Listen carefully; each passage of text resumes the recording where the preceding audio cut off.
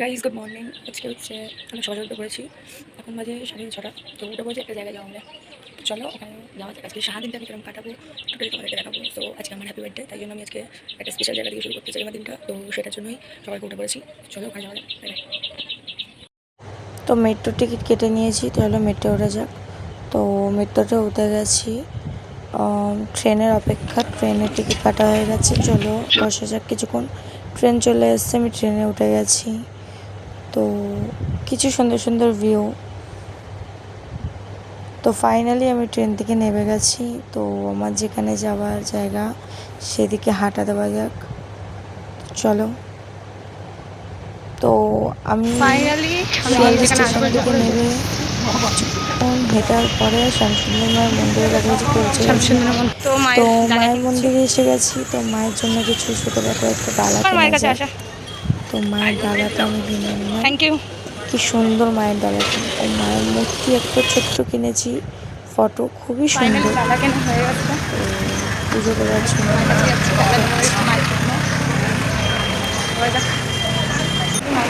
Finally মায়ের মন্দিরে ঢুকে গেছি।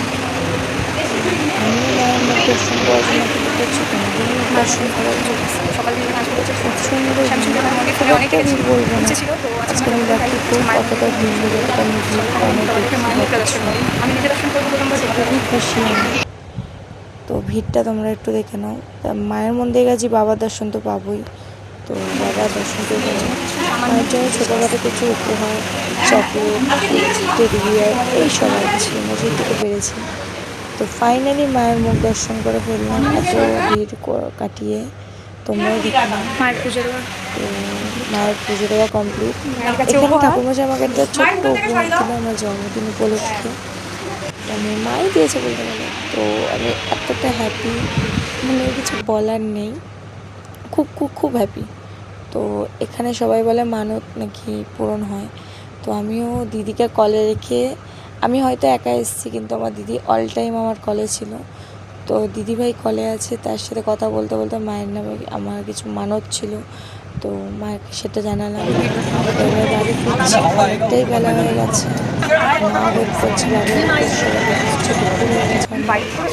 তো মেট্রো করে এবার বাড়ি যাবো। আসার সময় ট্রেনে এসেছিলাম। প্রচণ্ড ফাইনালি নেমে গেছি স্টেশনে। আমি মায়ের কাছে কিছু আর কি পেয়েছি, বলবো, কিছু অনেক বলার পরে নেই। দেখাচ্ছি বাড়ি। তো আমি বলেছিলাম যে আমি বাড়ি গিয়ে কিছু দেখাবো।